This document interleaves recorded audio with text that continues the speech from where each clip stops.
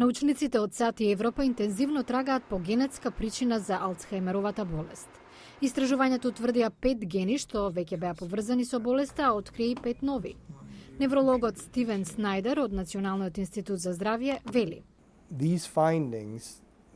10 гени, независно дали поединечно или заедно, влијаат врз големувањето на ризикот за Алцхајмеровата болест.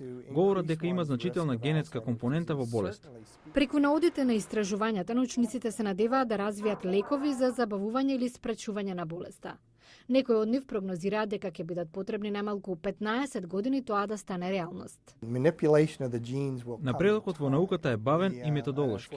Доктор Снајдер потенцира дека генетиката не секогаш го диктира ризикот од Алцхајмеровата болест. Нема да објасни 100% зошто постои ризикот за болување. Има и други фактори од биологијата и епигенетиката. Епигенетските разлики може да бидат позитивни или негативни. За сега не постои докажан начин за спречување на Алцхајмеровата болест, а организацијата Алцхајмерова болест International проценува во следните 20 години бројката на заболени двојно да се зголеми, до 2030 да има 66 милиони нови случаи, а до 2050 115 милиони.